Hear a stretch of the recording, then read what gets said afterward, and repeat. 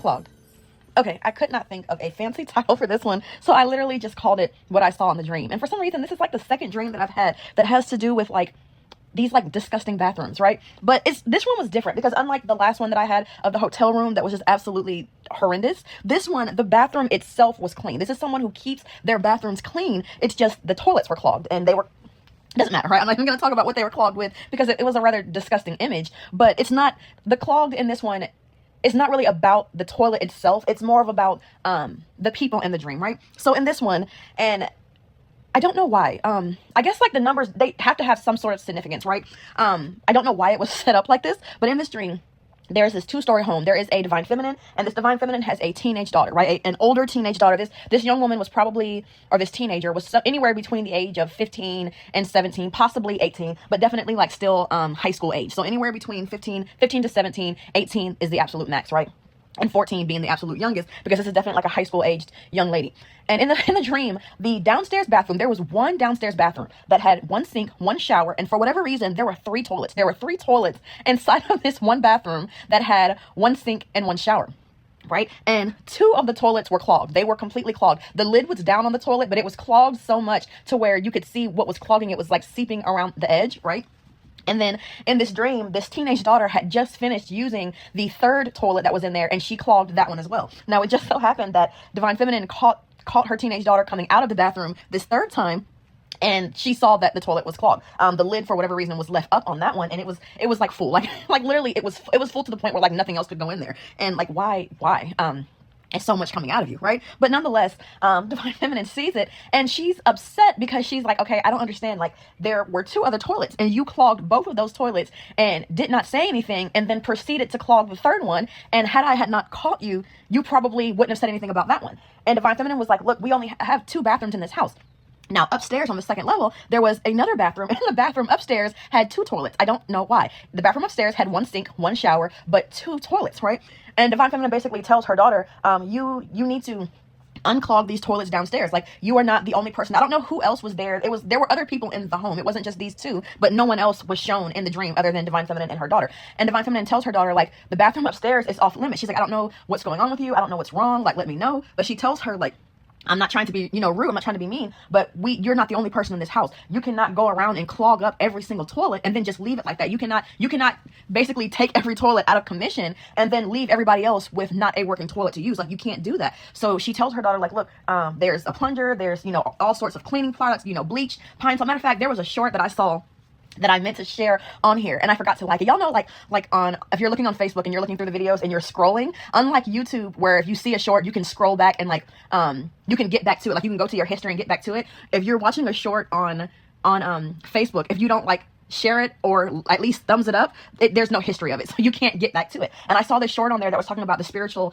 meanings, right, or the spiritual significance of certain cleaners, bleach being one, ammonia being one, which ammonia, excellent cleaner, but like terrible on your lungs. Like, you can't breathe whenever you use ammonia, but it's great for cleaning, right?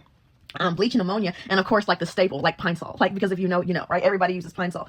We use pine salt always growing up, and I never even knew that there were spiritual properties to it, but I always knew that like pine salt was a big go-to, right? But anyways, this mom is like telling this Divine Feminine is telling her daughter, we have like bleach, we have pine salt, we have ammonia, we have all sorts of cleaning products. You need to go and unclog these toilets, and then you need to scrub and clean these bathrooms. You cannot just do that and walk away and leave it like that.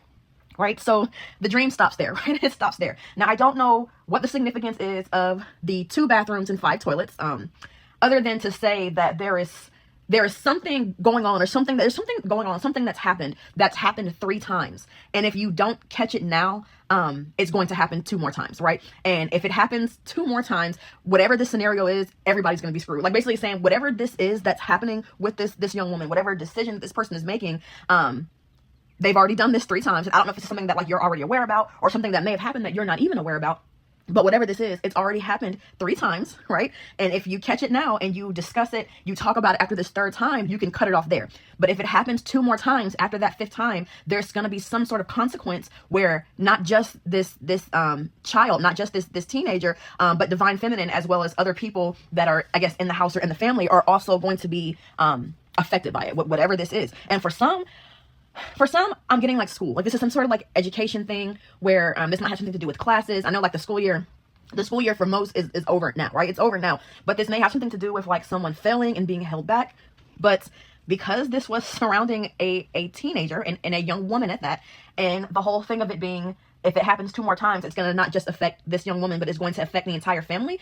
The thing that I'm getting is pregnancy, right? I'm getting pregnancy.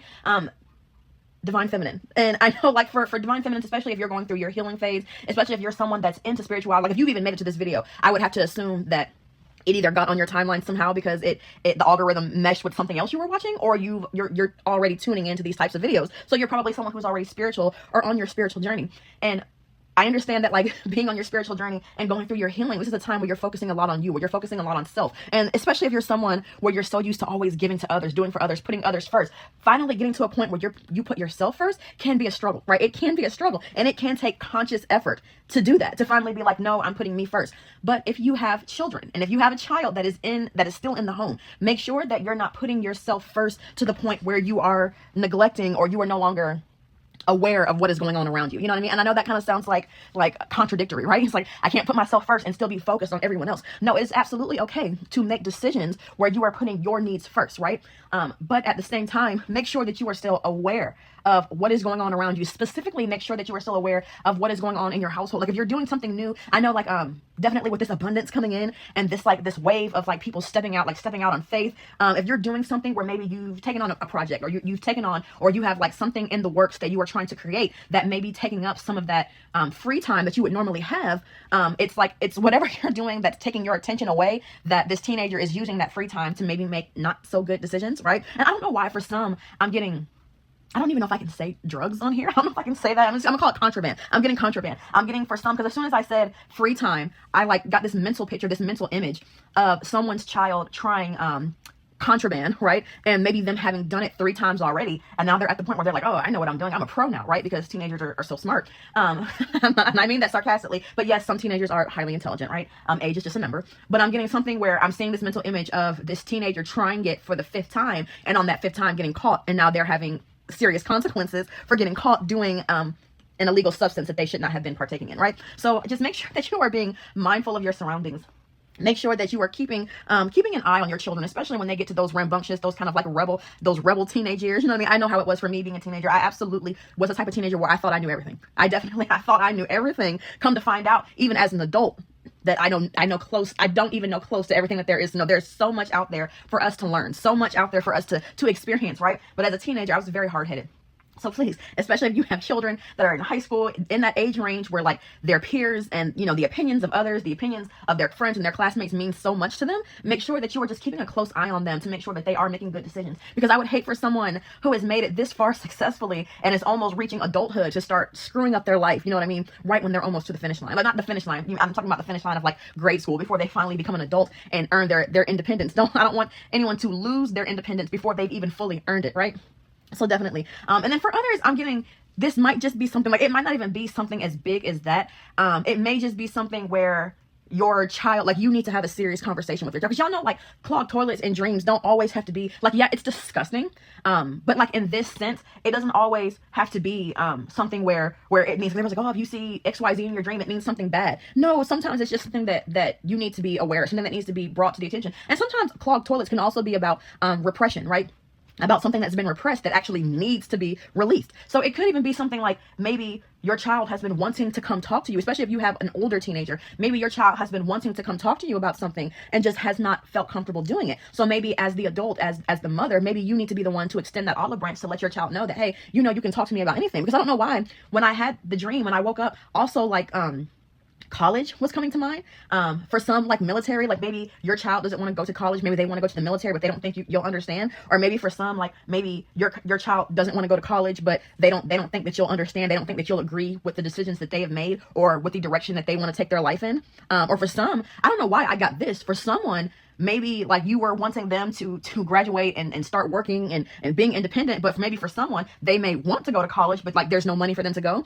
And although student loans are an option, we all know that it's like the biggest trap, right? Like you turn 18, and even though you're an adult now, in a certain sense, you know, there's still so much that you can't do. Like even at 18, you know, there's still so much that you can't do. You can't drink, right?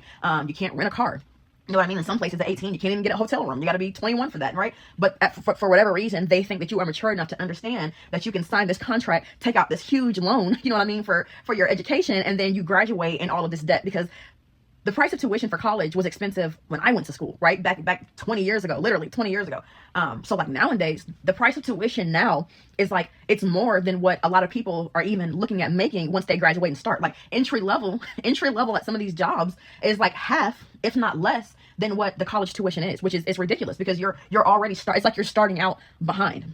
Right? So maybe someone wants to go to college, but they don't know how to have that conversation with their parents because there's no money. But if there is no money, then I still encourage you to fill out a FAFSA, because depending on what your income is, there are grants, and there are definitely different grants. If you live in Georgia, there is Hope Scholarship, as long as you have like a 3.0 and above. There are other ways to fund that if money is an issue. So definitely, like, if your child wants to go but there's no money for it, don't rule it out yet.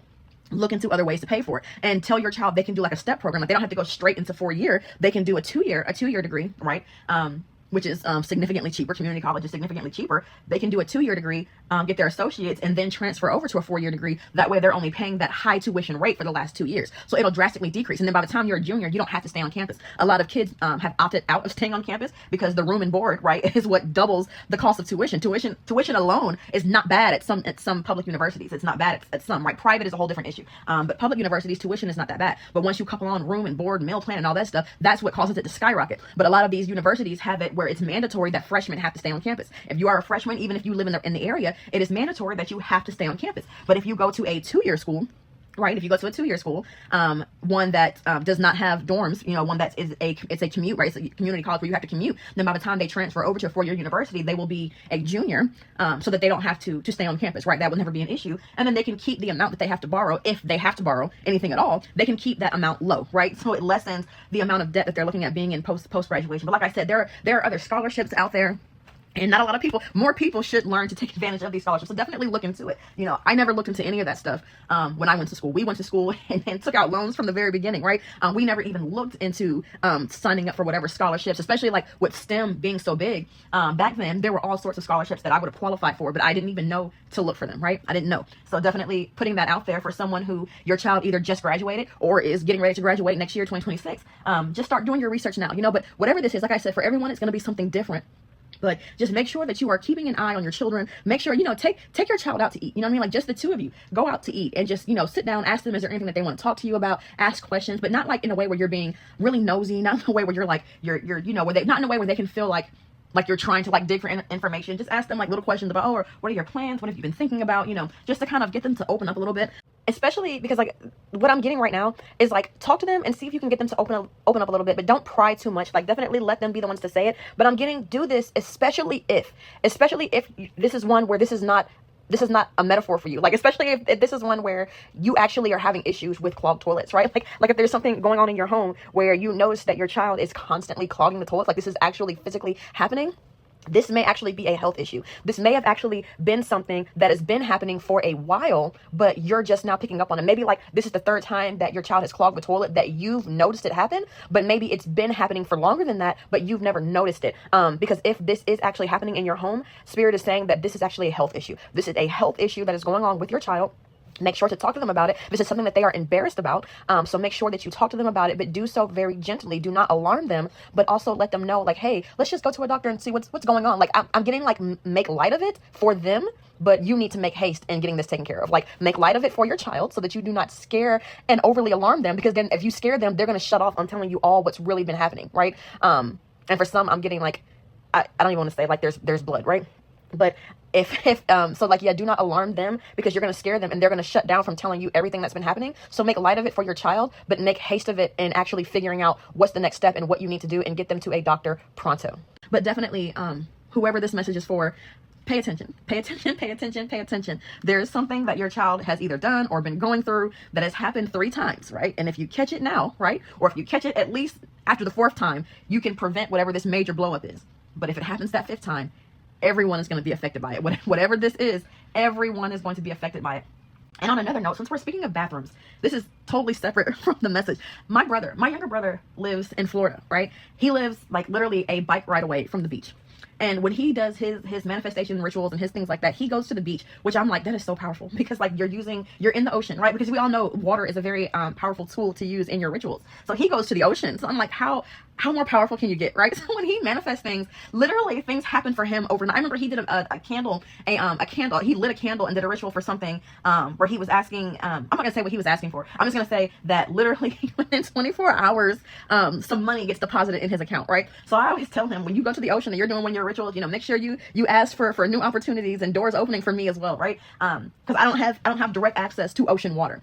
I just have to use regular water, which, I mean, it's fine because water is still a great tool, but I definitely feel like where you get the water from will definitely magnify that energy. Now, when it comes to manifestation rituals, I have heard people say that because water is such a powerful tool that you can actually do it in the shower. That has always made me, it's always made me cringe, right? It's made me cringe. The only thing I ever do in the shower, in the bathtub, are cleansings, right? If I am doing a spiritual bath to cleanse and clean, because that's what the shower is for, right? You get in the shower, you're dirty, you wash yourself up to get clean, right? So the only rituals or practices I ever do in the bathroom are literally cleansing, cleaning, right? Just any sort of like release. I never call things in. And like, if you tried it and it works for you, that is absolutely amazing, right? That is, I don't know, I can't like magnifico, right? That's magnificent. But, with the whole image of these clogged toilets and just knowing what happens, like, or what you go in the bathroom to do, there's always something that just never set right with me, to be in a shower that is adjacent to a toilet and you see like everything that goes into that toilet, right? And it's just like, I can't in my right mind call anything in and manifest things in when I'm sitting next to something that is so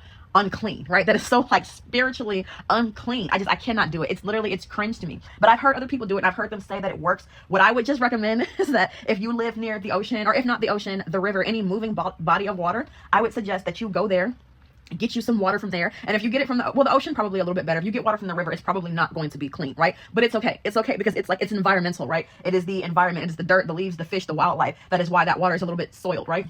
But I probably like boil it or something just to make it a little bit clear, because you definitely don't want muddy or murky water on your altar or whatever you're doing when you're doing your rituals. You definitely want the water to be clear, because that's what makes a difference, right? You want to remove any dirt or anything that's going to cause obstacles, right?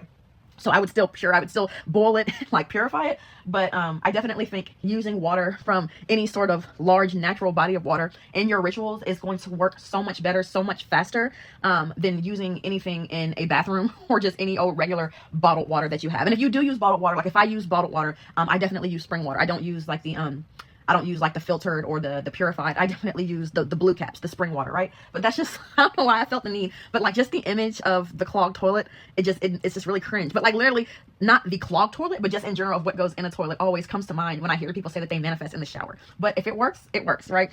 I'm just offering other ways to go about doing your manifestation. But as always, like, you have to do what works for you, right? Anyways, y'all, if you made it this far, thank you for listening. Bye.